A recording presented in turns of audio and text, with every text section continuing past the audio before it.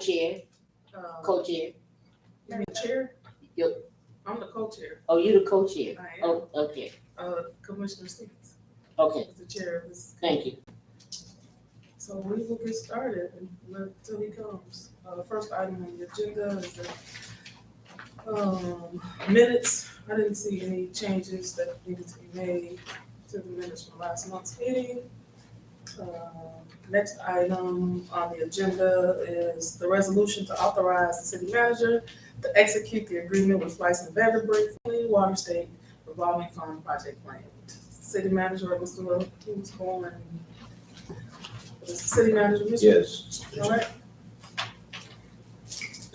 this contract, as it says, is with Fleece and Vandenberg. And there are some places that we're trying to clean up the pipes. And we're blowing them out. See, we said we're blowing them out. And they will be ready to start on those as soon as it's approved. And this is, You want to give a presentation? Yeah. Yeah, if it's okay. Yes. okay. Tell us. Thank you, everybody. That first item number 2, Jason Markworth at Marsh. If you guys recall, the city just submitted an ITA, which is an intent to apply for both CW SRF funding and DW SRF funding. So this specific contract with Fleece and Vanderbeek is for the project plan update that the city has to require to obtain those dollars. So it's required. We did one, Marsh did one a couple years ago when all the large projects happened. We'll be also looking at one for the drinking water side. And this is concentrating directly to the sanitary sewer systems in Benton Harbor. The intent to apply, I think, is in your packet. And essentially, the state of Michigan had said you can apply up to $20 million, and that a lot of the anticipated costs are going to be grant funded and no loans on this. So we're still working with Eagle to verify that. But to get any grant dollars through that program, a project plan has to be updated. And those project plans require some history, some information on that plan with environmental factors, what projects you're studying, which are all listed from previous projects that were identified in previous project plans. So FMV has provided the city a proposal to write that project plan. Last night, Elaine Venema was here, and she's the project manager for Fleece and Vanderbrink. There's a couple things on that. So it does take costs out of the utility fund directly. The funds for the engineering are not funded through any other source. There's no grant funds, but somehow the engineering report has to be provided to the state to finalize their project priority list and provide that funding. This specific one is due the 1st of April. So it's pretty important to get this approved for F&V to start. F&V does have a lot of history with the city's lift stations, with their operation groups, and they have been involved in just some of the recent sanitary sewer breaks in the ravine. So it really felt like, and they also put together this intent to apply as part of something Eagle recommended in the fall. So they have all the background and history of putting this plan together.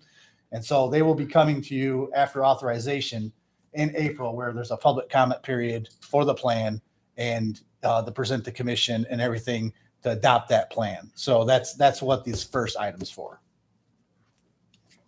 Okay, so I just got a quick question. Yep. So you said the cost is coming out of the general fund For the utility fund. Yep. Utility fund. Mm-hmm. And what is the exact number? Yeah, I noticed that on here, that their proposal is for $42,000. And that's all study to update that project plan. Does And you also said that there's no guarantee that we won't have to take out loans, but that's not it. I think what we're going to, and obviously I'm working with the city staff and F&B to help put this together.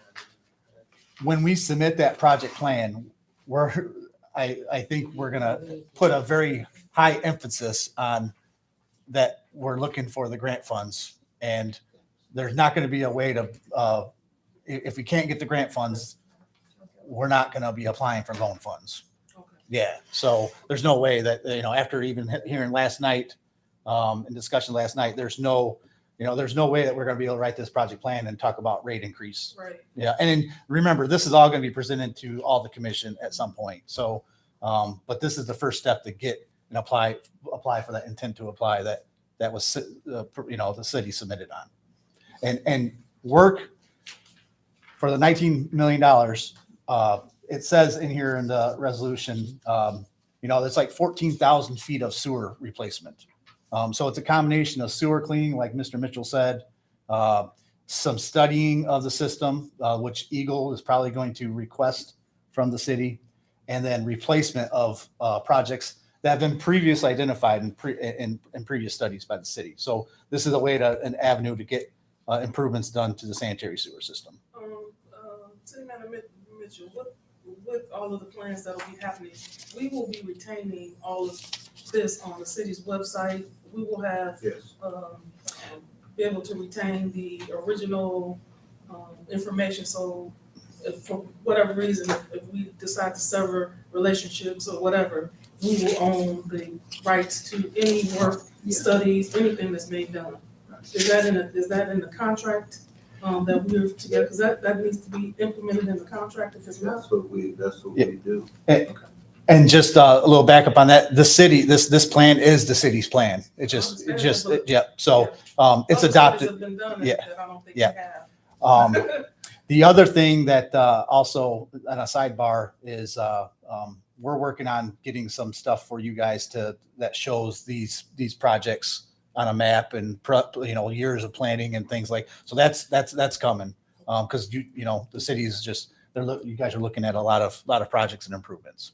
So yep. And he's talking about city works where we're documenting everything. Will the staff be trained on city work? So I know They it's a separate already are. conversation. Okay. Thank you, sir. Yep. Oh, Commissioner, you had a question on this item before we move to the next? I want to make this concern again in my ward, as well as part of Ward 1 has a very problematic water or sewage system. It's the sewer problem. And it's been there for a long time. I just this month lost another resident because they were tired of cleaning sewage out of their basement. Now, I'm looking at areas that are targeted for this project, and I see one. I know that lift station on Jennings has always been a problem, but I thought there was another one that has created problems for the residents. And my question is, why are these communities being left out for the ones that are here? Through the chair. Go ahead and tell me. Yeah. So it wasn't listed on. We anticipate as part of that $19 million to be to complete upgrades and modifications to lift stations, and all the lift stations got to be presented in that project plan on any deficiencies, any costs, any improvements that need to be. So we are going to be looking at the entire system in its whole, because if you the $19 million covers so many spots of the system, we got to study. We got to put that all into the project plan. So those will be studied, even though it's left off of that resolution. It doesn't do me any good if the work is not gonna get done in the proper time. If these are the priorities that you have already, see, we've had problems with Avamark before, determining where we should use our resources and where the problem lies. And so now We I'm determine where we're going together. we've had problems with the city and Avamark before, so we'll put you in it since you won't be in it. I'm saying that. But I'm saying too, that we've had problems before, and I wanna see why my ward and First Ward is not being targeted for this project, what has been a problem for years, decades. You're right. And we are doing special assessment. We are looking at what has caused this over the past 20, at least 20 years from what I've been told. And there's a serious problem with the structure.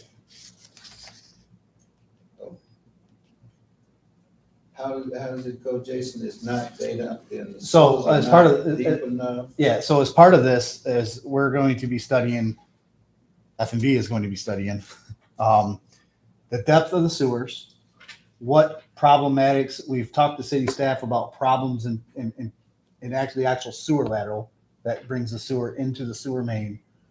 So we have, and I know like we were even looking at some areas like on Bishop, Jennings, south of town, that we're actually trying to do a little bit of studying before this intent to apply all this project plan goes out. See if there's anything that can be done immediately.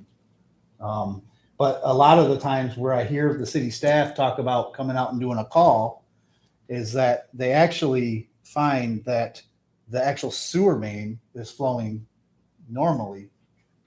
And the problem sometimes lies in the actual lateral, the actual sewer lateral. I don't know all the details. I haven't gone out and looked at those, but we're starting to look at and trying to look at those.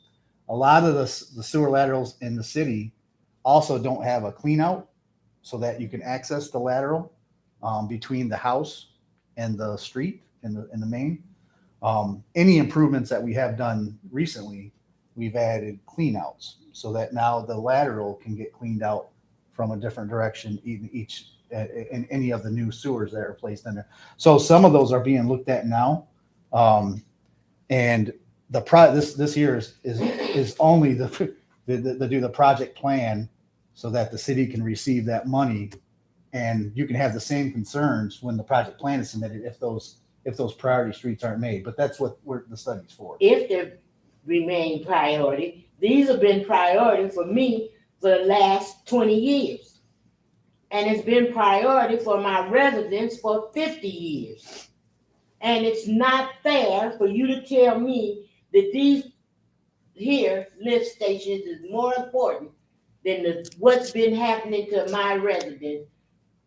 And it's not okay for you to say that you doing research on it, because research has been done on this problem for a long time. We know what's causing it. I hear it in your voice when you tell me this is this. So I'm asking you, city manager, through the chair, do you prioritize my 3rd Ward and 1st Ward residents' problem in this here plan? No, in this immediate plan. Because I hear you saying we're going to talk about it and put it in the plan. But I want to see the action plan for Benton Harbor residents in the 3rd and the 4th Ward, 1st Ward. I'm just doing what I'm supposed to do. I know you know what you're supposed to do. And it's been a long time. And I told you already that we have gone back since I've been here. We just pulled out all of the sewer problems. We sent them over to Jason so that they could give us spatial attention on all of those problems. I see they got this. They did their job, but they left out 3rd Ward and 1st Ward. I see what they did. They did their job. Same way they did their job when they went from the river to Fair Avenue. And we said, wait a minute, we need you to come over here and do some work. It's gonna come back again that the commission is gonna ask for you to help the citizens in third and fourth and first ward. That's what I just said. No, you talking about something after this project. I'm not talking about that. We're- They already have the list. Didn't, Yeah, he said it's not, he said that is included as a part of this, the things that's being done. He said it was included. well, if it's included, look, you can tell me, yeah, all you want. But if this document don't say that, it don't mean that to me. And no one else did read it. So if you don't put it in here, if you don't put your recommendation in here, I don't see it. And it don't mean nothing. Because 20 years from now, somebody reads this, they're gonna say they did not even consider. Point taken. Is there a way to include it, since it's going to be a part of it, just to name it is what essentially is what Yeah, you're saying. It needs to be named. Tiffany, one of these things maybe to provide the actual F&V proposal on this, and then I don't know. Oh yeah, so it's on the second page. 13,500 feet of sanitary sewer miscellaneous throughout the city, including Mount Colfax, Britton, Pipestone, Territorial, Foster, Broadway, Pavone, McAllister, Ogden, Empire, East Wall. I don't have a map, but those are all. Does that include my ward? Does that include what I'm having problems with? Or you just writing stuff that make me feel good about it? I need to know, Commissioner Henry, please. he just read it. No, he read something was vague. So I need could you, specific, what is it gonna be in my ward and first ward? to Solve our residents. Just read it. No, he didn't. Well, No, he didn't. sit there? That ain't enough. Please don't give me indigestion. That ain't enough. I need it we written and proven. I think your argument is valid, and what I would suggest, this is just to study the entire system. We're not, the projects aren't identified entirely and committed and approved by Eagle yet. No, it isn't, but I want mine's in that approval, so when they And- do approval, mine's is in there. And maybe I offer a suggestion. Since we just started looking at those areas, and Mr. Mitchell's right, Abmarsh did just receive those. How about I come back and I do a presentation for the immediate thoughts of what we might find, what we're finding down in You Pavone. did not just come on board. Abermarch has been our engineering firm for so long. You can't tell me that you haven't studied it because I've seen it, I've read your reports. You cannot tell me, I know what I would like to have. If you don't give it to me, fine. What is it you like that? I want to see third ward and first ward sewer problems put in this document. That's what I want. I want to see that it is something that is going to be addressed, not in the near future, but in this document. So we put the ward and then we name the streets in the ward. Yeah. He knows where they are. He just didn't jump in this position. He's been here for a long time. He knows. I know you do, cause I've been here too, watching you. So to that point, and I can't argue because I came along in 1972, so I wasn't. So But you gonna get yours taken care of and they'll be I'm not- happy. absolutely, I'm in agreement. So Yes. Yep. Thank you. next item. Can I ask a question before you go further? On this item that we just Yeah. talked about, go ahead, sir.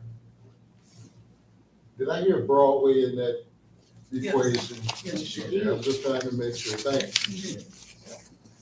Oh, she heard Broadway, she didn't hear the other street. Oh, I heard all of it. I heard all of it. I'm very Thank you, pleased. Commissioner. Thank Here you. we I go. saw working on Passionate Broadway, plea. that's why I really asked what that you. No, that's not them now. That's something else. Very mild as opposed to. Okay. All right. Next item. That is, the agreement for. Resolution John to authorize the city manager to execute an agreement with John Young. Young. Yeah, the gentleman that was here last night. That's correct. So was this, with the agreement, the first time we were paying for those reimbursable expenses outside of, the hourly wage? You said outside of the hourly wage? Yeah, because He has some he had expenses. the hourly wage, and then there's fees outside of that wage. He had some expenses that So, were not included. so those were being covered last time this was in the contract They- from last time, I don't think, Yeah, He wasn't a consultant before, was he? He was paid by, to create the to create the project, whatever it was. the alternative. Oh, yeah, so there was a firm, right? That's his company. That's his company. So he created it, and now he's coming back to do some other stuff. But my question is, these expenses that he's talking about, where's he located? Philadelphia.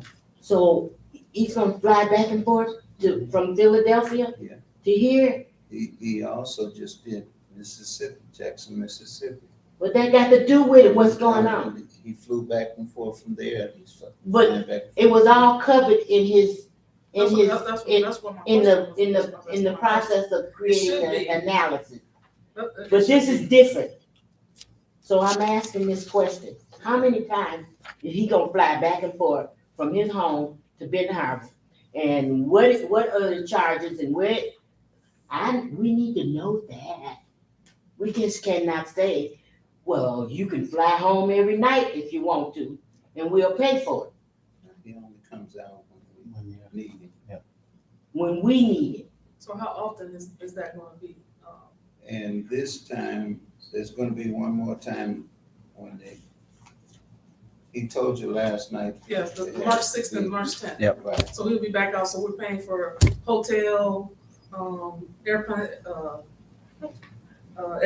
plane fees, gas, car rentals. I guess we Everything. need to know the detailed Said he left expenses food that out. we're paying out, plus the $200 an hour. So is he charging us for the 24 hours that he's here? Is that part of the $200 an hour, Just the for whole the day work. that he's here? Huh?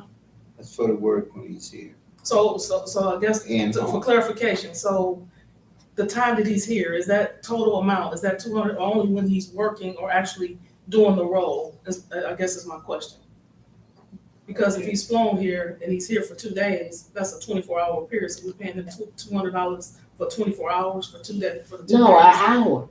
No, it's an hour, But but he's yeah, here for 24 yeah. hours. If he's here, Oh, okay, gotcha.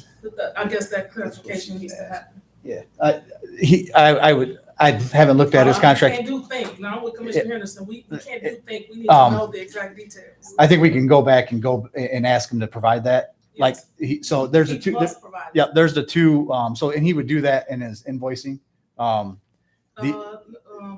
Before he invoices, Yeah. we need to know. I will say that this is part of the dollars that the city, there was a line item for contractual services. It may be, but we still need to Yep. know. And I agree. So I don't know his estimate. I don't know his estimate. Definitely Yeah. need to know that. How long of a contract is he gonna have? Is it just that one time he's coming back for a meeting? Or is it, there's so many questions. Please, ask him to give us a more comprehensive detail on what he wants. That was-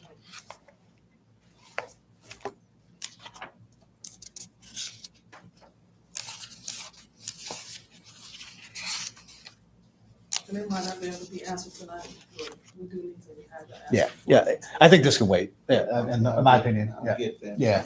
Yep. Before we put it on. All right. The next item is the resolution to approve expenses for the underwater inspection of the water plant.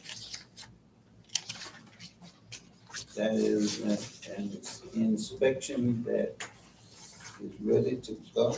Has it been done? It was completed. Completed It was now. completed. That inspection was mandatory because we want to make sure the tanks are clean and you're safe also.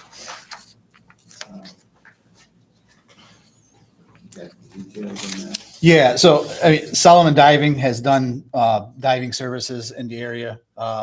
They do the diving inspection. They did the diving inspection for City of St. Joseph's intake, and this was a mandate by Eagle as part of their sanitary survey on the the orders that they gave to the city, and this was to actually inspect the reservoirs that are actually at the water plant site. So those just don't get open regularly. And these individuals had a really good work program. They worked with Eagle and city staff and F&D operations, and they wanted to do it just before Christmas. And city staff jumped in and said, probably not a good idea. So they waited just because when they have to actually get in the reservoir, they had to provide a program to disinfect their body. They had to do a bunch of cleaning stuff, and then they had to test, and the water plant tested everything before and after. But they ended up inspecting the reservoir, and they provided the city a report on the inspection. So this is just to get their invoicing approved. Yep. And just one other thing, this was also on the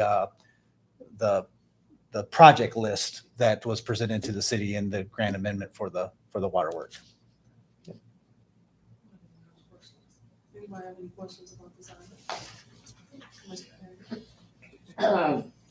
So, when they went in and cleaned muscles and cleaned all of that, so they just went in and did the inspection to make sure that the job was done correctly. This was an underground. This wasn't an intake in the lake. This was inside the water Plant. Yep. Oh, okay. Yep. All right. Thank you. Huh? When you said that, I was like, I hope it wasn't the tank. I'm thinking in my mind, I was like, well, Water this is is not a water. reservoir. There shouldn't be no mussels in there. No Yeah, problem. not inside. Yeah. On the outside. On the outside, Wait a yeah. minute. I was like, wait a minute. Oh, yeah. You got a question? We have one more question. It may be way off base, but those plates was sit in the middle of the street. Manhole covers. Manhole covers. I know I ride a lot of places and I don't hear them making noise when you go over them. Is there some way to silence them once they're announced to you? Any particular street that you? Yeah, 1100 block of Broadway. You go over it, it clatters, and all through the night you can hear it. Then the car go over and hit it. Thanks for the chance to get my bid in. You got it. Okay, thank you. Through the chair. The next item on the agenda is the update to the Pipestone to Colfax Alley. I saw this on the agenda when the city clerk sent it to me, and I was going to be here. So I have a few things. I'll pass it out. I got 10 copies.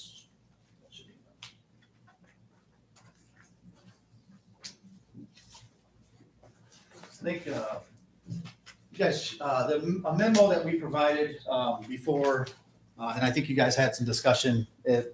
I'm pretty sure it was at this meeting. Yeah, it was. Legislative committee. So,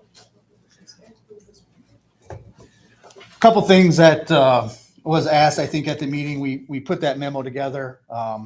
The alley between Colfax and Pipestone was recently reconstructed, along with some new water main improvements adjacent to the buildings and adjacent to that project that Cornerstone just did by building installed that parking lot. So it does look like one project for sure, but it's two separate funding sources. And one of the questions was to provide a copy of the permit. So in that packet, this is the permit. that was provided by the state of Michigan. It was permitted on August 29th. So at let's call it the last quarter of the lead service project. On the second page there, that's what was permitted through Eagle. 268 feet of 6-inch water main was proposed in the pipes. I called it the Pipestone Alley, which connected to the existing 12-inch water main on Colfax. And what we did was we found that there was a 2-inch galvanized main or service line that runs off of Colfax that served each one of those buildings. So in the past, we did upsize water main to 6-inch main. We ended up installing a hydrant so that line could be flushed out and maintained. And then we replaced the service lines as part of the improvements from the lead services. Everything was discussed with Eagle, and permitted. Everything was approved with the cost. So a couple pages further, I do have the contractor that was in that zone that they provided their quote during the project. I did notice they have a bid date of 12/17/2021 up there at the top right. They did not change that. The bottom left is so it's right about the time where we got it permitted. But here are the line items that was done as part of those improvements. And I'm going to go through a couple brief ones. They gave mobilization and traffic control because it was a little different than their lead service work that they were normally involved in. But in here, we had 834 square yards of pavement remove. We called out some curb and gutter removal in the alley. The item couple down, machine grade and modified. That's what we call when we actually do any grading to a project. So develop the alignment of the alley or roadway. One of the big costs was the concrete pavement, non-reinforced 6-inch. So after we pulled all that existing material out, we had to repave it back. So that line item was installed. Couple curb and gutter and driveway items. The 6-inch water main shows there at 268 feet at $154. So that was the new water main. The next items below that are some water main items, a live tap. They did that at Colfax. The private water service and private, so there was 6 each of those that was a part of the project. And then a couple other ones, just note, we did find that the storm sewer was in pretty poor shape on that. So we ended up cleaning. You mentioned manholes.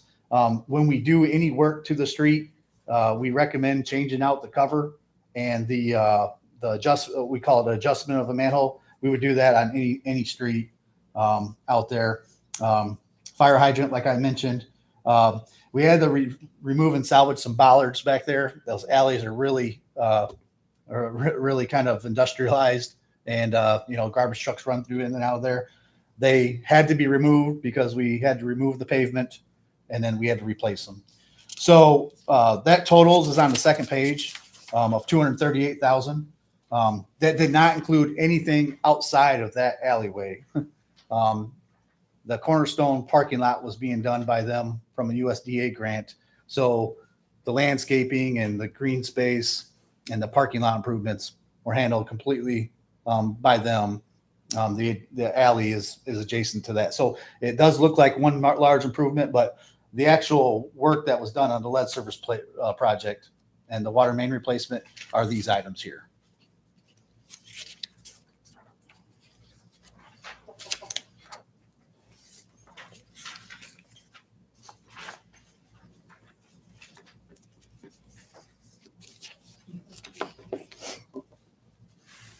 I just want to know what kind of material was in that alley before it got tore up. Like the existing pavement service? Yes. Yeah. Existing concrete and a couple patched areas, mixture of concrete and asphalt. More asphalt than concrete.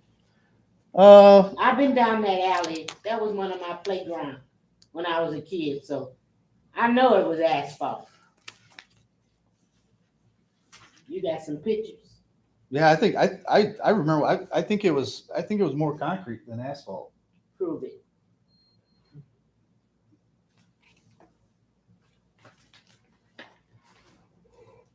that looks like it's from Pipestone looking down. That's all concrete there. That's concrete. This is where the contractor pulled up and put gravel down, but that's all concrete there. Unless it was done years ago in asphalt, it seems, I thought it was pretty much Okay, concrete all the way to Colfax. Yeah, here, I mean, you can see a little bit of this cold patch or something in here, but that's all concrete. okay. I just love to hear it. I'm going to do the chair. I want to look at this project.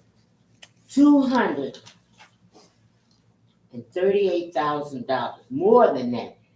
And I cannot get alley in Benton Harbor, the neighborhood, people that live in, that need that alley to get access to their property. When they go in, they have to do this, like I said, and this infuriates me that we're not getting the service to people that need it, but this project here was pushed at over $238,000. I'm having a problem, and I'm going to call Eagle and Deep and anybody else concerning this project, because it doesn't smell good or look good to me. So I will be getting more information on it. Thank you. Any comments or questions? I'll just say that, the alleys in where people park don't have utilities. So if there were no utilities dug up, this alley is all utilities down in there. I heard him say loud and clear, he Now, put a new hydrant in and his 6 lines that was replaced, but it do not take in the whole alleyway. Now, I've told you that this year, we're planning on doing alleys in the south side. Too late. Okay, well, we don't need to do them, then Jason, take that off the work plan. It's still too late. Go ahead, sir. Is this the same alleyway we're talking, we collectively as Benton Harbor, just giving the cornerstone? No, we're not giving it to anybody in the city. Yeah, you're giving it to him. Okay. No, we're not. We're That's, not giving it to them. Commissioner, And I that's don't what want makes me anybody listening to this to think that that's what's going on. Boil down to the last go It's not- round. It's not. that's not Everything what's is going gonna on. be about them. It's not what's going on. And the people, you can't tell the maybe I'll people rephrase that. that, is this the same alleyway that cornerstone in the city of Benton Harbor are in, Social. in talks about Yes, with? he can see it, and he just a kid. Kids have eyes too. But I just think, city manager to that point, and as Commissioner stated, I live on one of those alleys, and most of the time it look like a war zone. We park on it, we clean it out most of the time, and it does need to be done, and then Right. my neighbors in the back, that is their only access. Some of us that live on West May, on May Street, our access ways are usually blocked, and it's a mess, and our And car. those So alleys those where need to be people done. park, we're targeting those out this year. Yeah, and as part of the next streets package, we're looking at the alleys. The trick on the alleys that are gravel, and it's, yes, you can pave them, They were paid. but they were, the trick on that is to understand what the existing storm sewer is doing. Because once you put a paved surface, and if they were paved in the past, then great. Then somehow the stormwater gets into the system and gets out. So those are being looked at. Those are being looked at, and figure out if there's any drainage improvements that are needed. If you start covering up gravel now, well, that water's got to go somewhere. So that's stuff that is other than a street resurfacing project, that storm sewer is there. So any of the ones that happened in 2020 and before, those are pretty easy to mill and resurface. So yes, those alleys are being looked at as part of the project. Is there a possible timeline for people that live on those alleys that That's in this year's plan. so late May, August, September? I was just talking to staff today, and I think that it would be beneficial if we're targeting trying to get this package out as soon as possible. As part of that street resurfacing package, we are improving some catch basins that we have missing covers on. We may have said that before. So we're putting it all at one bid package to get just, it's going to be a larger package for a couple different subcontractors. So we want to get that out soon. But I thought it might be beneficial to come to a committee meeting and show the map before we put it out for bid. Yep. I think that would be great. And the other thing too is, the streets are surfacing. Everybody's going to have an idea of where they want. Now, we are preparing all the new water main projects and all the new possible sanitary sewer projects, putting it on a map and showing, well, wait a minute, those are going to be resurfaced in 23 or 24 or 25. So even though you might not have, you're going to have new streets as part of that new utility work as well. So a lot more planning that, after you guys have done a couple rounds of this now, well, now you can start seeing, hey, you know what, this was addressed in 2019 or 2023, and then you guys can talk to everybody and use that as a tool, and understand there's work happening quite everywhere. So, but the funds aren't, the funds are getting sought after with the ITA from our first discussion, and if you start putting that on a map, you're going to touch, I wish I had the number, but a certain percentage of streets, which is going to be very high. Yep. We'll be happy. Any other comments or questions or concerns? Where is the discussions, Mr. Mitchell, in terms of, I know they were asking for, Cornerstone was asking about the alley being blocked, during a certain amount of time, to use, putting a blockade. Where are the talks with that particular item?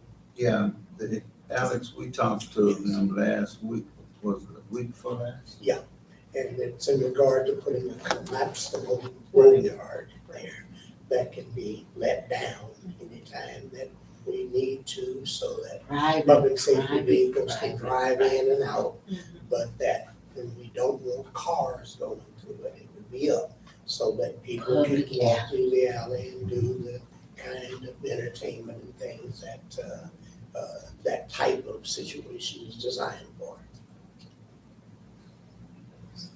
That's a public alley that can't be accessed by a car because someone decided that we're not acceptable to go down in a car. It's a public alley. Commissioner Henry, have you ever been up to Kalamazoo? I ain't talking about Kalamazoo. No, I'm talking about yes, I have. Okay, so it's a place where people can go in. I know what it is. I've seen it. So you don't like it? I didn't say I didn't like it. I said it's a public alley. What does that mean to me as a public alley? That it means it's as accessible to the public. Walking public. Alley don't say public walking. Public. It trails said walking. Alley said Commissioner, automobile.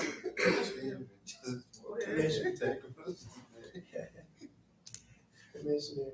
Yes. Yes, sir. If I might, I think it's only appropriate that I offer some comments regarding this project. And before I say anything, remember, I work for you, the city, all right? Just That- a minute now. My time belongs to the city, that alley belongs to the city. The park out there belongs to the city, all right? As your economic development professional, if none of that had been done, and I saw the opportunity to put something like that in downtown, consistent with what we have going on with City Center Park, the farmers market, the arts district, all of the traffic we're trying to bring into downtown and create an atmosphere that people will want to stay and spend money. that will benefit restaurants, all and any restaurants, any other kind of business there. I would be recommending and trying to come up with the money to do that. So I have a hard time having a problem with, would I like for them to have come and said, Alex, do you like this particular mural on the wall, so that I could touch base and maybe ask you all and come back to them? Oh, yeah, I would have liked that, but is that a deal breaker? Does it kill everything? I don't think it should. I'm still about what you hired me to be about: jobs, tax base, income, and that's what that's about. The fact that it's an alley doesn't mean anything any different than the park or the street. They're all public facilities for the benefit of the city and the citizens. And if by doing this, we still own the alley, we still control it, and I just love the fact that it's improved as well as it is, and taxpayers didn't have to come up with a dime for it. If we can go ahead and they can, between whatever resources, finish this alley up, have it set up where people walk up and down it, sit at a table, have a drink, buy a sandwich, maybe some other people, small businesses here in the city, may be able to go out there and sell something and make some money. At the same time, we're gonna have corner Wall Street coming together over there on the other corner, down the street, and in fact, the next alley down, Right. Extension down. We got DDA working on the State Theater renovation and so forth. That, to me, is excitement, it's economic development, it's progress. The city benefits. The city isn't losing a thing, nothing. Synergy, yes.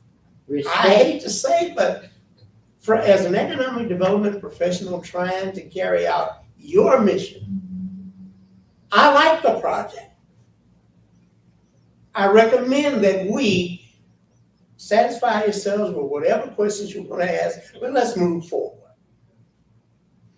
So I know the reason I brought it up, because I know the resolution was tabled, or whatever, was it tabled to this committee? Or did we approve the? I don't think there was a resolution, they just came in and did a presentation of what they were looking at. Yeah, but they also presented a resolution to approve, but it never came back. Too many questions. It never came back. There was a resolution in their original proposal, but it never came, wasn't there? I don't know. It never Yeah. came back to us to approve to put those collapsible bollards there. That was a They've resolution. not taken any final action, made any final decision on that. But I'm They saying, just talked with us about it. yeah, I was just waiting on the resolution to come back before us so that we could move it to the full body. We can bring that back. We can have. I thought it them was bring going. that back. Sure, we can do that. Okay, everybody knows that I'm gonna say that a project, when you tell me jobs is included in this, or opportunity for Ben Harbor residents to be involved, that's horse, whatever you call it. Because there is no jobs included in that.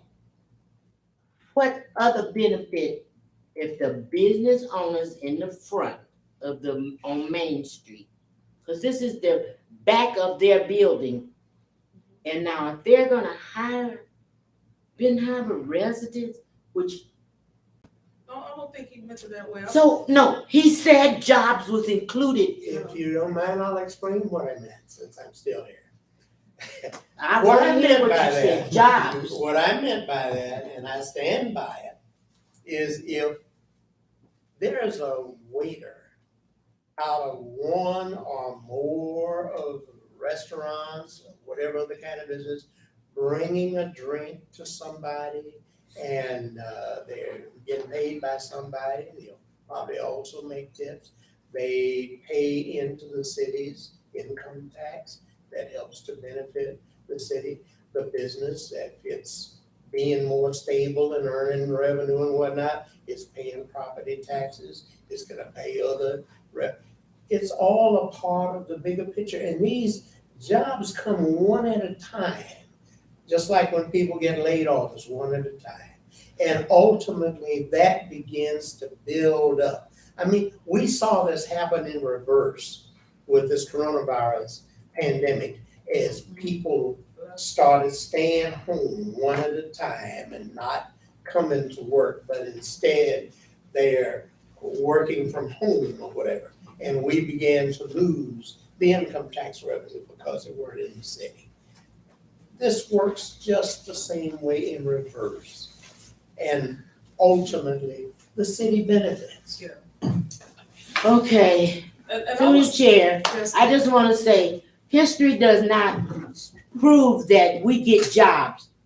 History has not proven that we get jobs in Benton Harbor. We get new businesses and they do not hire us.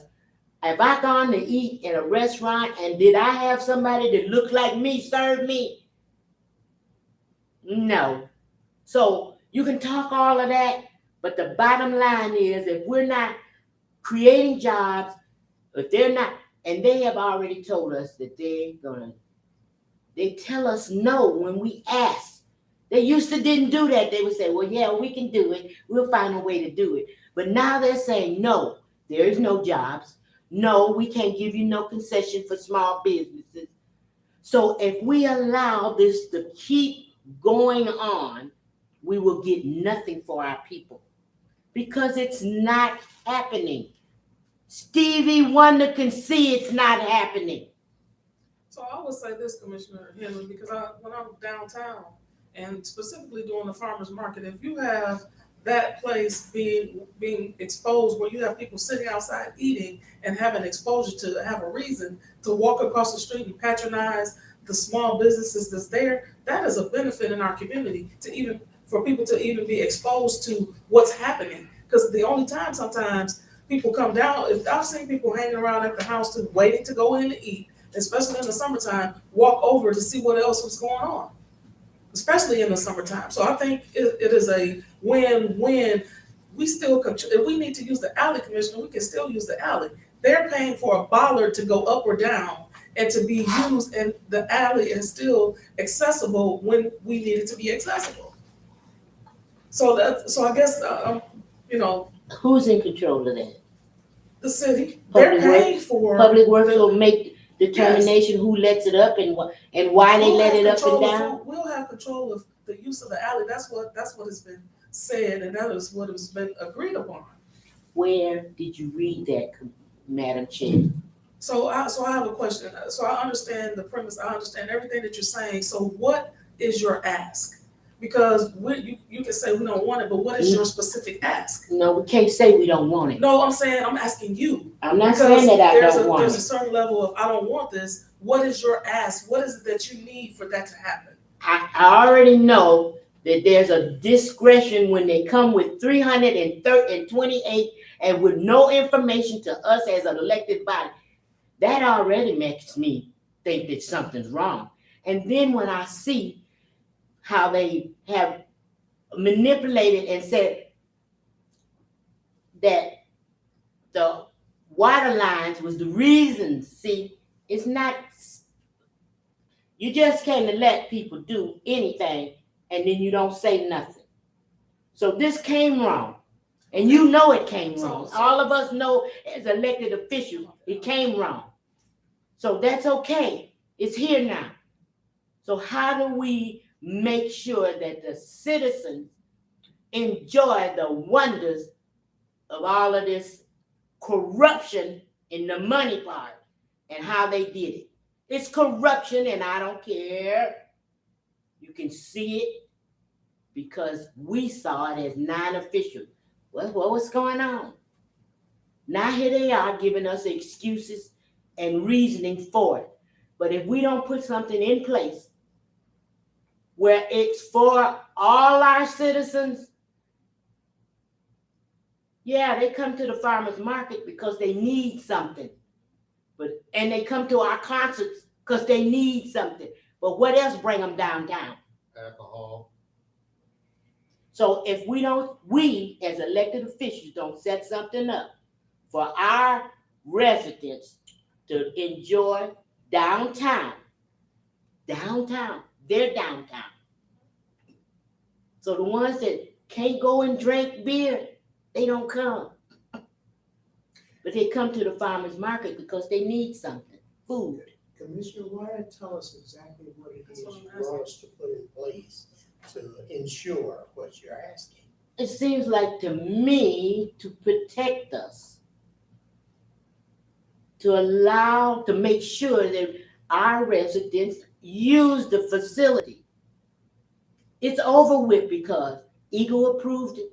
The city almost approved it. It's there. But just make sure that we have access to it. I can guarantee you, if citizens from Benton Harbor choose to go there and walk in there and somebody says they can't, there will be some enforcement to see that they get to. That's the same thing about the farmer's market. The fisherman's market down there on the river. That's the same thing they told us. Citizens are gonna come. But No you can't citizens make them go come. now You can't because make citizens- no citizens go there now because of what they did to them. And the same thing will happen in the alleyway because some of us are undesirables. Well, now, if you mean somebody coming in drunk and creating. I ain't disorder, talking about all no, that no, because they when they leave the Liberty, they drunk. Hmm. When they leave, and the police don't say nothing to them. They tear up everything downtown and going on to Stevensville. So I ain't talking about drunk. Okay. I'm talking about a real a good citizen like me and you and the rest of us in Benton Harbor have an opportunity to enjoy that space. Don't let them think that it's not their space. I don't think- Don't let them. Nobody's saying- You don't have to say that. Do they come to downtown? Is that downtown over here their space? Do you see your people over here? Some, yes. Some. Yes. How many residents in Benton Harbor? 9,000? How many do you think you see? Well, that's the same thing about Jean Clark Park. We got kids in this town that have never been to Jean Clark Park. Because they took all the comforts from us when they took our trees out in our park. That was part of the gentrification. They took it from us. We don't go because we don't have a shade tree. I understand. I want you don't come to me with that because if we as elected officials don't put something in place to make our citizens come to be comfortable and enjoy. Yeah, we have free concerts and they come and they enjoy. When they go back home, they go back to their misery. So everybody ain't miserable, and everybody ain't afraid to go downtown. I've eaten at the house too. I eat regularly at the Mason Jar, and there is a young lady from Benton Harbor that works in there. I know she does. Yeah. Just so, one. It's always Leslie, one. It's always one.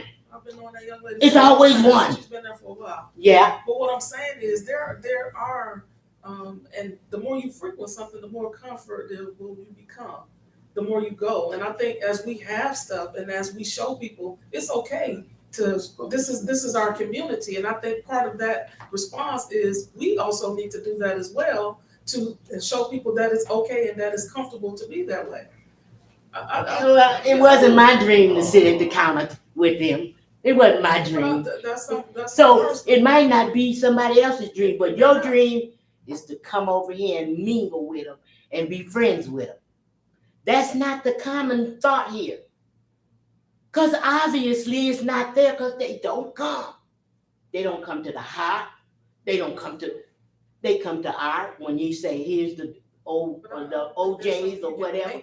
And when they get through, they go back to their misery in their alleyway. No, everybody ain't. But the ones that are not got to have compassion for the ones that don't. And I'm talking about, I ain't even talking about me. I'm talking Well, you about already everybody. said you 3 times. No, I ain't even talking about me. I'm saying you saying that they go back to their miserable. Everybody ain't miserable. No, but 48% of them is. Commissioner, we need to move on. Hey, can I move right here first before Go ahead, sir. my hand was up? Go ahead, sir. You guys got a plan. You guys are gonna do this plan. all the citizens didn't get a chance to okay the plan, but it's happening. I understand that. And I understand everybody wanna go have somewhere where they can go and sit up and get drunk and whatever they're gonna do. I understand that. I understand that money is gonna be made in that alleyway.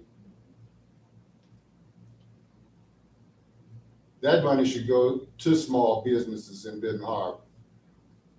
Secondly, you guys gonna do this regardless of who says what, just like the project on Pipestone. You're gonna do it regardless of what, whether it's enough parking or whether all of the citizens agree with it or not. I don't think the citizens get a chance to make any decisions down here. And that, to me, is ugly. When you guys don't all agree on something, to me, all of that's ugly too. And being on all of these programs or whatever, we can see nothing's being done in the 3rd Ward. We can see things not being done in the 4th Ward, but nothing has been done. And now you guys are talking about it. All of you guys talk about things. Soon as all the money comes, you think about things, but you think about things downtown.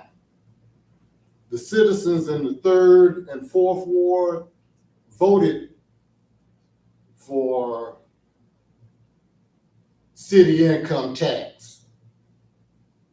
Very little has been done in either one of those wards. And you guys keep smiling, keep getting drunk, keep wanting to party with them. But when the citizens, those voting citizens, like myself, was just knowing that it was gonna happen for us, I'm still riding down Broadway over bumps and potholes and stuff right now today, all these years later. But everything else, this alleyway, all that money spent on the alleyway. Broadway could have been finished. That's another job. But all of these other streets, all these other alleys that we voted to get done, I'm gonna be finished because you guys always in a hurry when citizens start talking about what's not being done. You see it in your own wards. And then all of these years later, you're talking about it now, the money's here. And we still not talking about what day you're gonna start on Broadway, what day you're gonna start on Union, what day you're gonna start in your ward. That's what's necessary right here. All the rest is just a bunch of gibberish. If you're not gonna do things to make it available, things available for the citizens like this alleyway, helping to create some small businesses or to help get some, I mean, we can get drinks in town, but we can't get a Muslim school in town. We got all of these churches, all of you guys fighting each other. If it ain't the churches, it's this political system down here was holding citizens out of the picture. My last statement is, you guys must change this narrative. And it's on the mayor, it's on you, sister, it's on all the rest of you. And if you guys not gonna do it, like I said last time, even when I voted for some of you guys, I said, if you're not gonna be totally for and about the citizens, I won't be voting for you. But I did, because I got that feeling like it was gonna happen. And here, all this time later,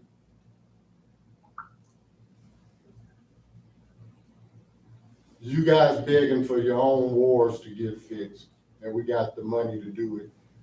Someone should say, we'll start on that next week. The project gonna start in 2 weeks, we'll start in 2 weeks, just to shut your mouth, because you're only listening to a couple of mouths in here, but believe me, there's a lot of them out there that don't wanna come here, don't wanna look at that, but they got problems, sister. Brother, they got problems, and only you guys can solve them. Thank you, Mr. Dunn. Thank you. I'm trying not to. Thank you, I'm Mr. sorry. Go ahead, Mr. Mayor. Please don't debate me. If you guys just do what the citizens need, that's all I'm asking. I'm not trying to get nobody back and forth at me because it happens too much, and I don't want that. I'm just trying to get an Yeah, understanding for myself thank and you. for citizens that I know was in the middle of this mess, just like you guys are. Thank you, Mr. Thomas. Thank you. Yes, I rise to speak about the Pipestone Alley, which the city charter protects all residents as it relates to public access. So any road, alley, sidewalk is for the public or alley. So in order to give control over to another entity, the alley would either have to be vacated, which takes 6 votes, or land would have to be sold, or discontinued or made out of use. But that takes votes to do that. So we close Main Street for Blossom Time, but there's a procedure that takes place, which is by vote, that we are closing this particular road for this particular event. So what I would envision is that that alley is going to be used for different events, then there would have to be something presented to the city of when the events would take place, what type of events they would be, and how those events would benefit the community. So if we had from this time to this time, from this period to this period, those, what do they call it, Commissioner? The Barriers, the barriers. where they would be the bollards, is that right? What is- Ballard. Oh, yeah, Bollard. The bollard, where the city would hold key to the bollard, and the city council would approve when the bollards could be up and when they would be down. Because when they would be down, that is public access for anybody who wants to go down the alley. And even if the bollards were lifted, we would be aware of what events would be taking place and why the bollards would be lifted. But the public would still have access to what's taking place within the alleyway. So public access won't be cut off, but certain events would be allowed to take place in the alley per the city council. No different from the Blossom Time Parade, where the road is blocked off and it's for the parade. However, you have a host of other things taking place where the public, the residents, and people have access to the event that is currently or at that time for the public.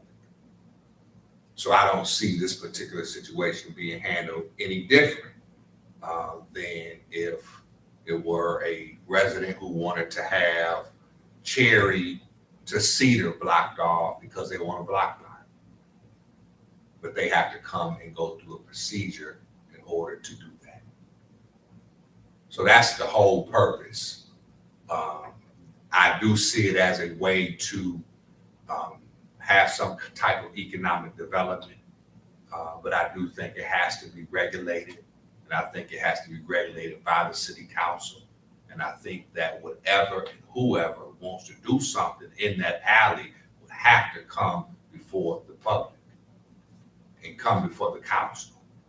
It would have to be approved by the council, because if we're going to restrict access, then we have to have a just reason. But I can't support vacating the alley, closing the alley, or denying access to the public. I can't do that. But I think it's a way that it can be done where there can be a benefit to the community in to the business owners that live in that particular, to the farmer's market. I think that there's a way that it can benefit the community as a whole. But that has to be discussed from my perspective.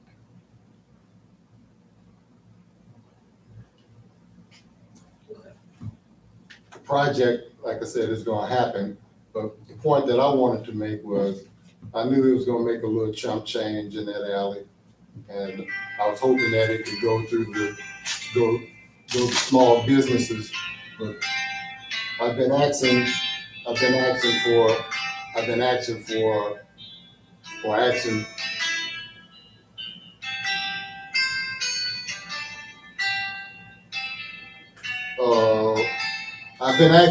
I've been asking you guys, and maybe the mayor's here now, maybe we can get a better talk about it. As far as putting parking meters all over the city. That way all of these events that you're talking about having, it could help the city. Are the parking meters working at Jean Claude Park? I mean, did they work well this summer? Yes, they did. Are you guys in disagreement with this? Because I can stop talking about things that you guys are gonna be in total disagreement with. But I'm asking, is this something that you guys will do real soon before all of this project come up? Because it is coming up and you know it's gonna happen. That's a lot of money that could go into our city coffers. Anybody got a disagreement through the chair? No, We don't disagree. As a matter We of don't fact, the staff, we're recommending that we begin a parking program to generate revenue to help maintain parking spaces, parking lots, and as part of the overall improvement in downtown. We agree with it.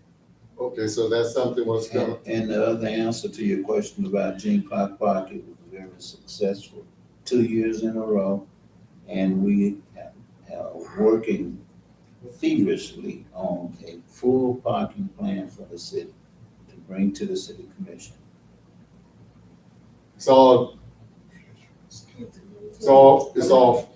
sounds futuristic. This year. This year for the parking down here, Parking plan would will the parking plan, just like you guys did everything else for the city with city votes. Oh, no, if we're gonna have to wait. That's what you're saying. We're gonna have to wait for your ward, we'll have to wait for the parking meters. How long before you'll start with the parking meters? Especially, you know, this project is happening. That's what he said, they're working on a parking plan for the city.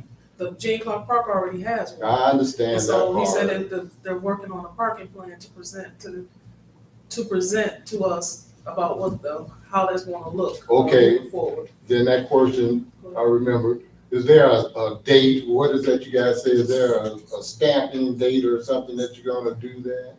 Rather than a date, Mr. Duncan, the honest answer is, as rapidly as we can get a plan together that meets the approval of the city commission and provides us the wherewithal to implement it and get it started. We may start in parts and build up to getting the whole thing done, or it'll depend on what the decision of our policymakers are. Yes, Madam Chair, the other thing is I would hate for the council to be accused of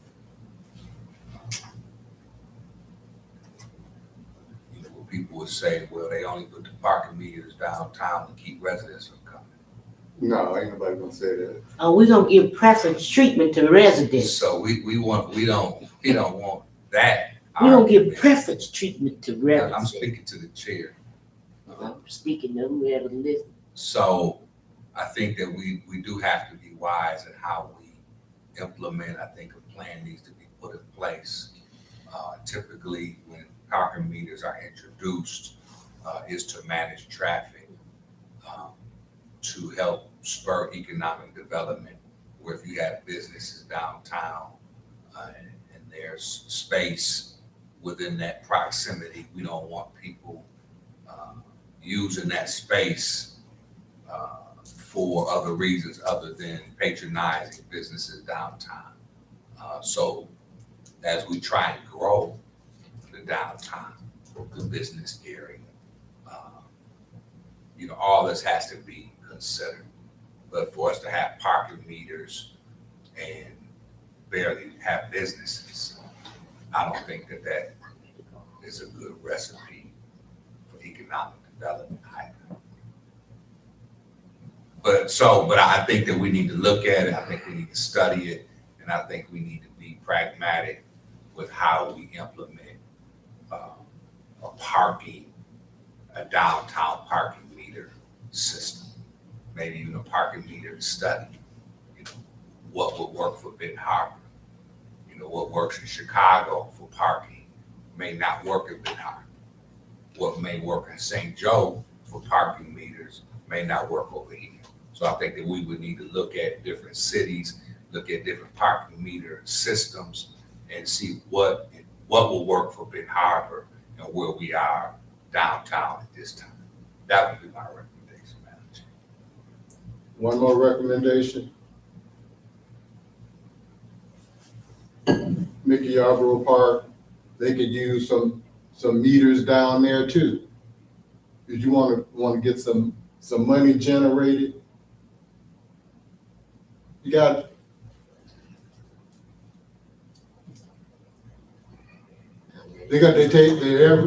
everybody's everywhere.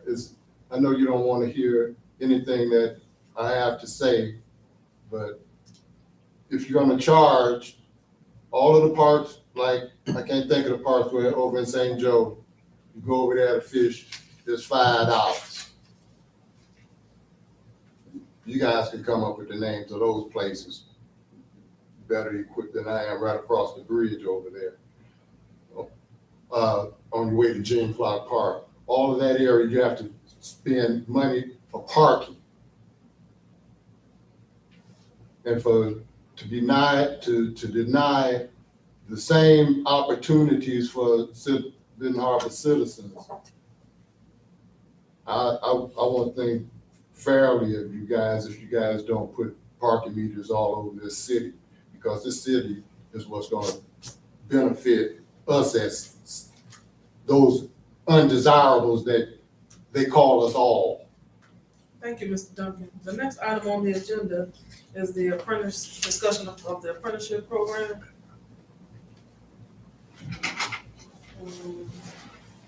I think Mayor Pro Tem is not here.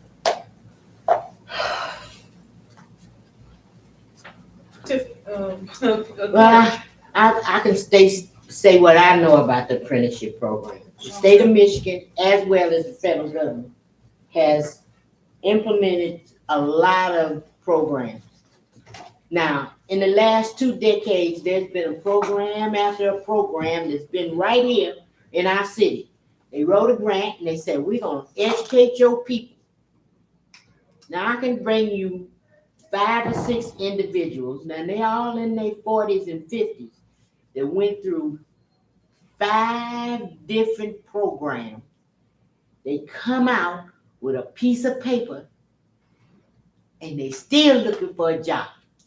Now, I don't know if that's their personal thing or what, but I do know that a pre-apprenticeship program gets you nothing but a piece of paper that say you can try to get a apprenticeship job. And that's what they're offering, pre-apprenticeship programs. But the state has, and other people have programs that'll actually give them a job to go and learn from. You hear the unions talk about electric union and the plumbers union. Look at their records. They do not hire black people. So you gotta get union workers, train them, and allow them to get into those positions. But pre-apprenticeship, it's not working. It's never worked. Anytime that it works is that because administrators get a lot of money and none of them look like me. So for us to have hundreds of thousands of dollars of projects coming through here, and for all our things that we put in place to get our people jobs, Section 3, as well as the 25%, if it's not implemented, we get nothing. So when the labor's union came and talked to us about the the contract responsibility contract plan, they, as well as other municipalities, have signed on. We will have that conversation next month, and hopefully it'll come through your committee. But apprenticeships is what the state is gearing us for, but we have to, as a local community, we have that authority to put apprenticeship programs in place that they have to hire. I remember when we decided to do sidewalks in the city, they had an apprenticeship program. Everybody that learned how to fix those sidewalks went on to still work in concrete. So if we don't do it now, we lose that opportunity to do it. City manager, I thought you were ready to say something about this particular item. Pardon Were me? you ready to say something about this particular item? There's research that the state of Michigan does. I'm gonna contact the U.S. Department of Labor Apprenticeship Bureau down there in Chicago and ask them if they can have somebody come up and talk to us about apprenticeships. Okay. Chicago, Yes, that's regional office. down Regional there. office, right. 230 Dearborn is where they're at. yeah. All right. So, hopefully you'll have something next month or 2 months about. Well, I would like to bring that responsibility contract back to your committee. I think we should wait till he brings that information back so that way we'll know. No. This is no. What he talking about is totally different from what the responsibility contract is. So we need to have that conversation. There was a presentation given to us, and we kind of like, okay. So I'm gonna ask him to come back and give us another presentation. I'm gonna ask him to come to the body and give it to him.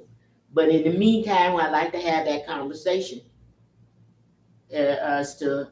so we can at least dialogue and vet on it before we. I know on this agenda, there's quite a few things coming back that were being worked on, so I don't know about the next meeting coming up. I think it's important that we get educated on how all of this stuff works. I sat through and listened to some of the discussion that was going on back when they were talking, when Mr. McGee is his name, was here, talking about that very subject.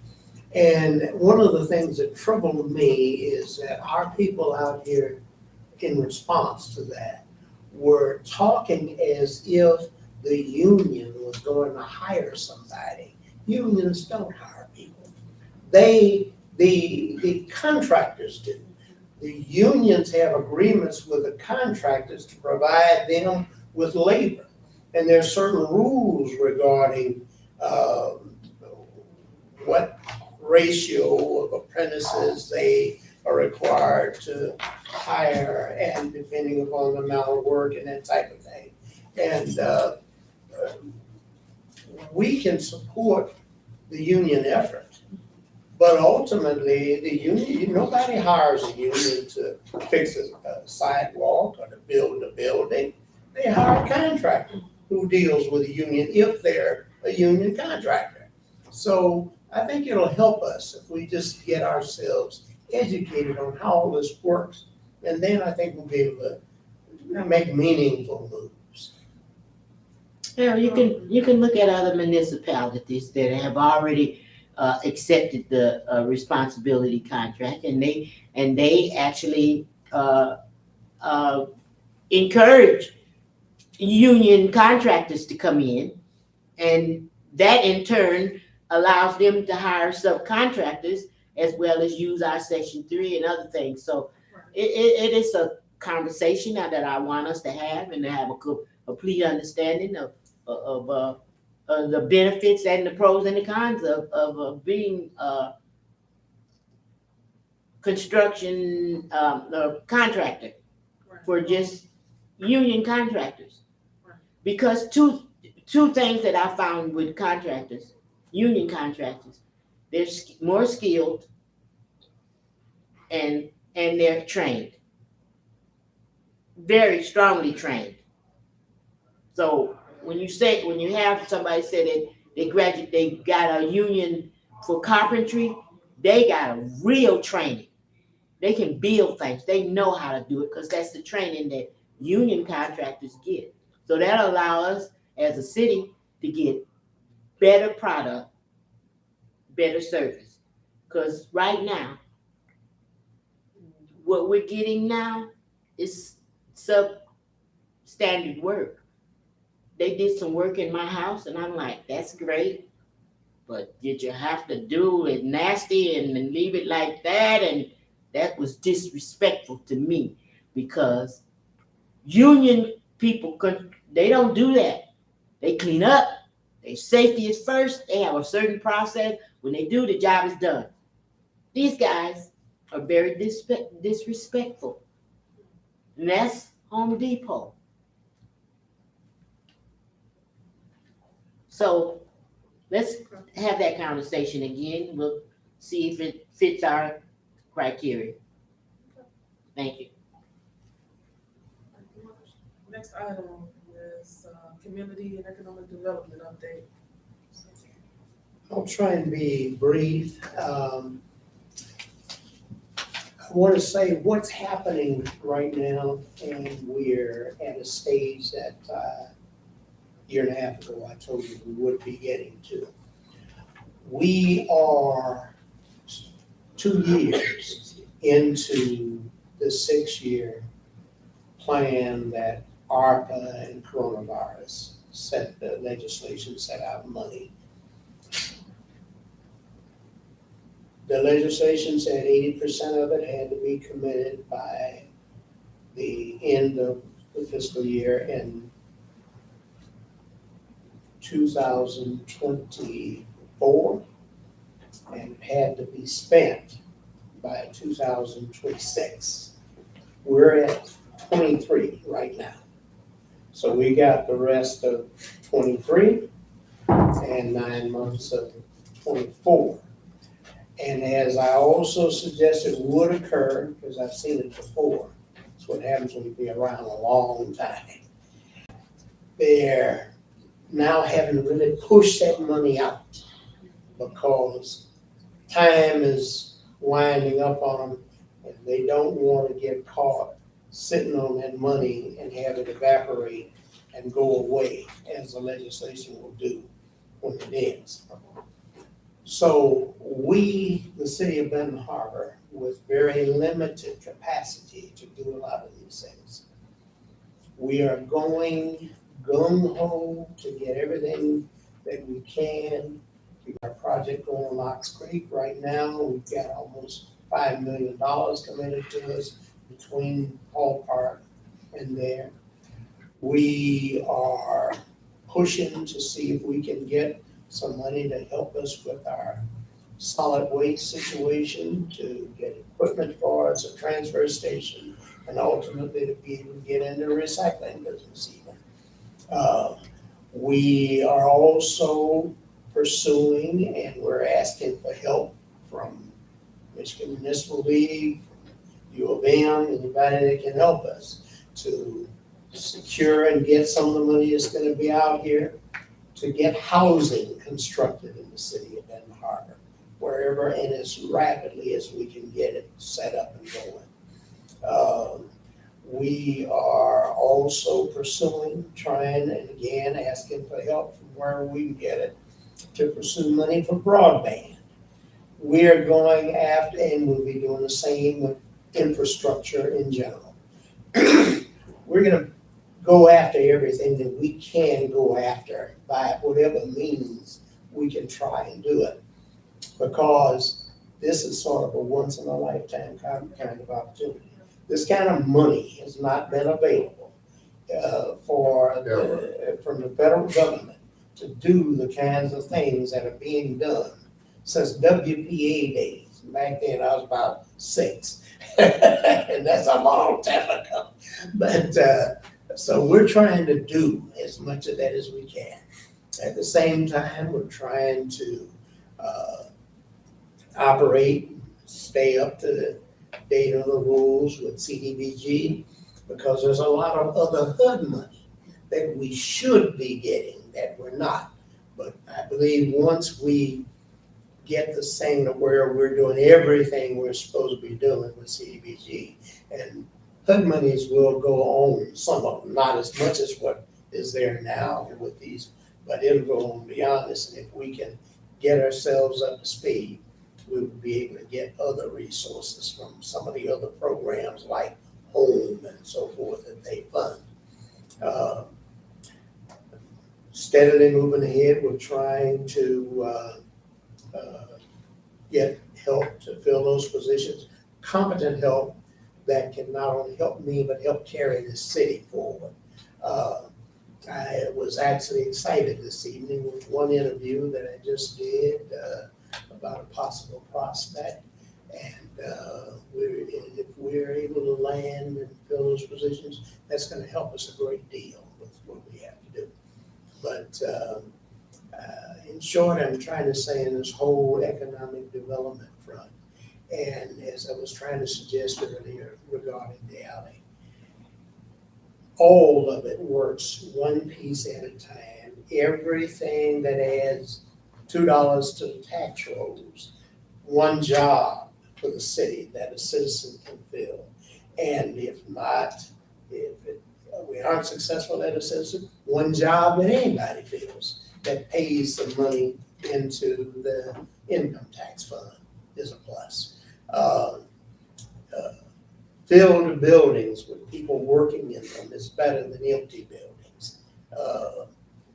We're pushing our processes and trying to keep things moving along. Project T, we're pushing it to get it going. Corner of Wall Street, because all of these, while initially they start off, they may not pay as much as they will further down the road because they're on a pilot, but it's still more than what we had. And it does produce a location for jobs, and it's a part of that puzzle. Just like the city came apart over a period of 70 years, I hope it don't take that long for it to get back together. But we do it a little bit at a time, and that's how we make it work. And in the process, we may not always get everything in a particular component the way we want it, but as long as we keep it pushing forward, and that we're open to ideas. Mr. Duncan sometimes has some great ideas when he's talking about parking. We've been talking about that for a while. And the important pieces of that is, just as the mayor said, we may not be able to charge as much at a location over here next to the alley as we might be able to at a location where people are circling around waiting to find a place to park, maybe behind one of the dispensaries or whatnot. We still need parking, but we may have to charge it a little different. Same thing with other things. We have to make it fit our situation and help and make sure that while we want the effect of generating some revenue so we can keep improvements going, we don't want to shut anything down. We don't want to make it prohibitive. So we've got to find the acceptability level. And put all this together. So that's what we're trying to do, and we need everybody's shoulder at the wheel. Nothing wrong with healthy debate on issues, but in the end, we have to do something of an analysis, like they say, pass the test. Does this help the city? Does it contribute tax benefits? Does it add to the population? Does it do the things that are necessary for us to benefit as a city economically and to develop the city? One of our missions, we ought to have it up on the wall. We're 3 years into this decade already. 7 years from now, they'll be doing another census. And if we come up under 9,000 people, we may lose some of the kind of benefits that we get. We are what's called an entitlement city. Very few cities our size deal directly with the federal government, like city government does with HUD, like Dollarite does with FTA. To hang on to that entitlement, we got to keep that population up. We need to be rebuilding this population by any means necessary. No, not by any means. Well, I have a question. By any means necessary No, that don't contributes use to that. the overall Let benefit. him say what he wants to say. And I understand what you're saying. I agree, we don't need 10,000 more Section 8s. Oh, yes, we do. I thought I'd stir up something. Yes, we do. And we didn't. Wait, point of order, but I have a question. I'm just about, messing with you. Parking lots. The parking lot next to the center, that's gonna be next to the Center for Better Health. What do we land with that? I know they brought a proposal, but nothing was brought back in terms of them renting the space. We relayed back to them that we would not do a long-term lease or sale, but that we could rent on an annual basis at a rate that could be consistent for a 5-year period, Yeah. and then revisit it for the period beyond that. We indicated to them that we were proposing a rate between $20 and $25 a month. And they, of course, then had to take and incorporate that in the proposal they're making to the state as to and determine if the state was going to accept that or not. To my knowledge, there's been no resolution on that, but that's what I think they're waiting on, and next week we will hear something. Madam What Chair. was that about the state? Again, I'm sorry, I didn't hear The you. whole issue that they were bringing up about renting spaces on the lot was part and parcel of them obtaining the building, modifying it, and leasing it to a state agency on a long-term lease. And without the state being willing to accept and come to terms on a lease, then I don't think they intended to buy the building. Okay, Yeah. thank you. Madam Chair, I'd like to kind of add to it, the economic development of the city too. And I want particularly Mr. Duncan to think of this when you say nothing's being done for the city, that nothing's being done for the citizens, okay? First of all, everything we do is for the citizens. Okay, you through? Everything we do is for the citizens of this city. And that's why we were hired. We were hired to help you do your jobs better, make better decisions, give you good information. And when you say nothing's been done, my plan from the beginning was to show you something, not tell you something. And that was fix the streets. That was number one, fix the street. Number two, just let me finish, because I've been sitting over here boiling. Yeah, because you know. And number two, we just got through talking about 99.4% of all lead lines have been changed out. Now, there's a project going on where people are going into their homes and they're going into their homes, fixing up their homes, making sure they're lead free. These projects are for the people of Benton Harbor. So add that to your narrative and that'll make you feel a little better. No, what'll make me feel No, better is no, you no, gotta no, do more for the no, citizens. Now, the next thing I want to say is, when you use certain words, you're not hurting me as much as you're hurting the city. When you're telling people that there's corruption going on, that's a hard word. True. It's a hard word. Well, organized crime been going on in Benton Harbor as Jane. long as I've been here. But I'm not talking about as long as you've been here, or as long as anybody's been here. What I'm saying is that we're here now. We're here to patrol and protect and make sure that there is no corruption. There's no such thing if there's smoke, there's fire in here.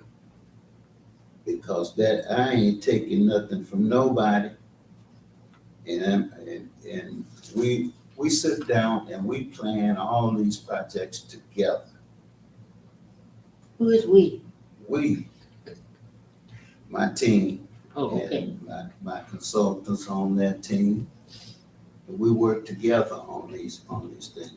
There's no one person that says this is what we're gonna do. We work together and bring it to the commission.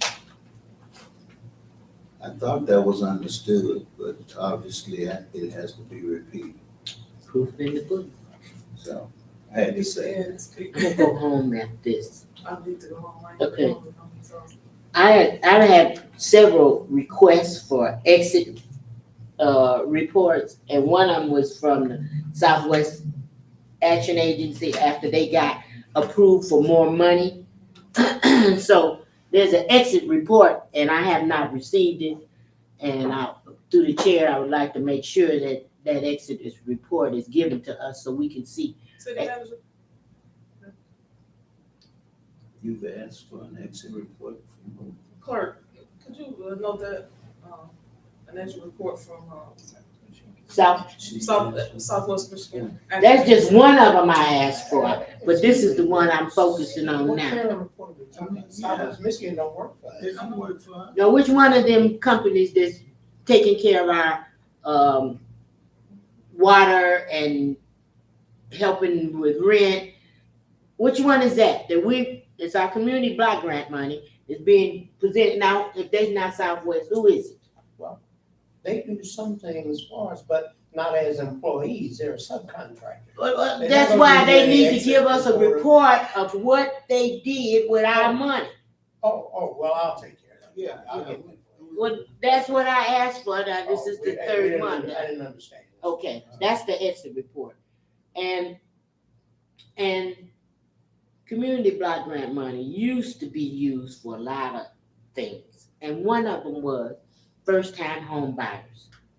Now, if that is one of our priorities, to have home buyers, settlers, instead of renters, then that seems to me that there's another avenue for us to empower some person to be a homeowner.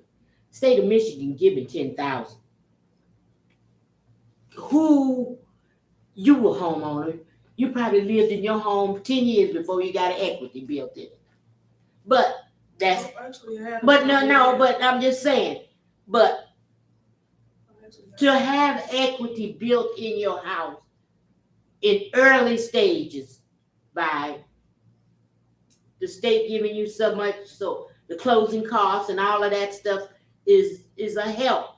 So I know we got money and I know we got to push money out, but that is something that's going to be really helping somebody. So you want to propose putting, home buyer payment, into the plan for the CDBG funds at some point?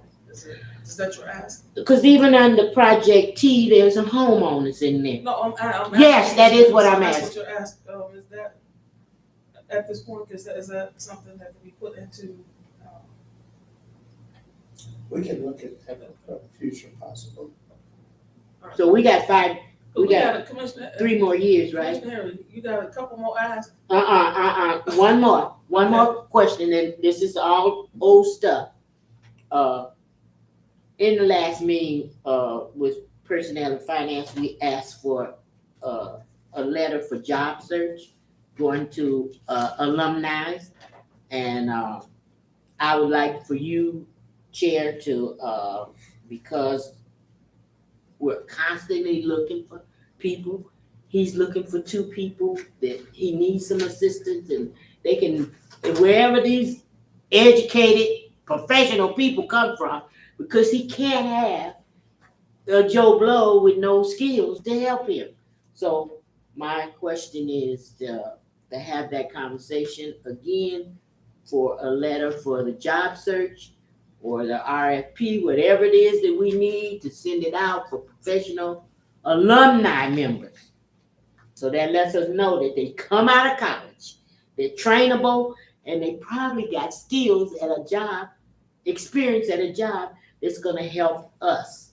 So Clerk Thompson, I think she's saying like, posting, positions at local colleges, at college, I think I heard HBCUs. I said local. Local as well. colleges to have the postings that we have sent to places like that. We gotta think out of the box, and he really needs professional people to help him. That's what I was saying a little earlier. I think I'm getting there now. For some reason, in the last 2 to 3 weeks, we started having some viable candidates start to enter the pool. Just finished interviewing one at 4 o'clock that I was excited about. I shared it with the city clerk. I was so excited Okay, about that's good. it. Could I take a couple of minutes to touch on something I forgot? One of the things that I've got in the program that's coming up that's new, and I'm hoping to get HUD to accept the way I'm trying to design this thing. As a part of the program of elimination of blight and so forth, we put a tree removal program in there. That is, I'm proposing to HUD have 2 components. One, if we got trees down on the city lots, if they're larger than what our city can cut up and grind up and whatnot, that we bundle these, take 3 or 4 or 5 of them and put them out for bid so we can get the best price we can, and the program pay 100% for the problem with city properties. If citizens have these trees on their properties and they want to get them removed, that if they agree to pay 1/3 of the cost, the program pay 2/3 of the cost, and use the same process we take and bundle them so we can put them out for bid, get the best price we can, and then get them removed. And like I said, they pay 2/3, we pay 1/3, and hopefully of a reduced price because it's part of a package that we're bidding. So to put that out so you're aware that that's something that we're working on. I think it'll help us greatly because we got trees on lots all over town, everywhere. And a lot of them are much bigger than what we would be able to handle. Especially in the cemetery. Yeah. And right behind the River of Life School, there was like trees right next to that school, big ones on lots, and really, I mean, that should be cut down. And we've got them in Ox Creek. Those are not even trees in Ox Creek. The beavers are cutting some of them. They're weeds That's that what grew up. it is. You guys get. Last question. He brought up another question for me, another comment, please, and then I'm through. The tree removal. Now, of course, you know what, I'm gonna go on Facebook and Twitter and everybody else, and I'm gonna say, Ben Harbor's gonna be looking for somebody to cut down trees, and y'all better get in busy and find some way to get involved and get these jobs. I asked about stumping because so far, I've not seen anybody to cut down a tree that stumped it.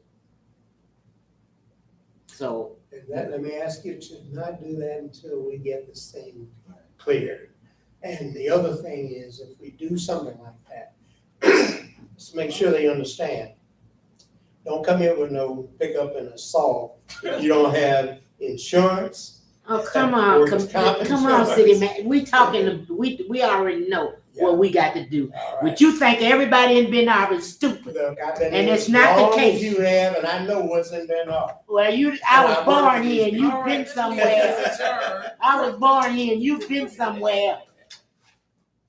So There's some people Stop who it. know how to that's a question that I would like to get an answer. That's the second time I've asked about stumping, because I have some young men that want to stump. So now, if we're gonna allow small businesses, we have to reach out and give them opportunities. We don't give them lenience on insurance and all the other things. We help them. So the question is, are we gonna do any stumping? And if the tree is on the tree line, is that the tree you talking about citizens owning and doing 2/3 of the cost of cutting it down? 1/3. Oh, 1/3. Okay. Yeah. Is that what you're Yeah, talking about? that's- Tree line. Yes, if it's in front of their house, it's their responsibility. Well, the question I'm asking you now is it necessary for us to charge them 1/3? Yes, Is it necessary? yes, it is. As a matter of fact, your current laws. I say know what the that- laws all say. right. So if they're paying 1/3 and we're paying 2/3 of it. So how you break the law by giving them 1/3? Less than a third. So I'm kind of understanding that if you say we need to pay, they need to pay 1/3, and the law says they need to pay all of it, how that happen? So come back and The let's, same way it works when we're paying the rehab houses, the same way. The people is on it the houses, necessary that they pay a qualify. 1/3? Yes, Why? Because because if you don't, you'll get Everybody. out of money in Write some 2 or 3 grants. blocks. Write some grants. oh, Make will it you put work. that in writing, Mr. Little? It's already in writing. I need to read that report as to how that's happening, please. Thank you. This meeting is adjourned.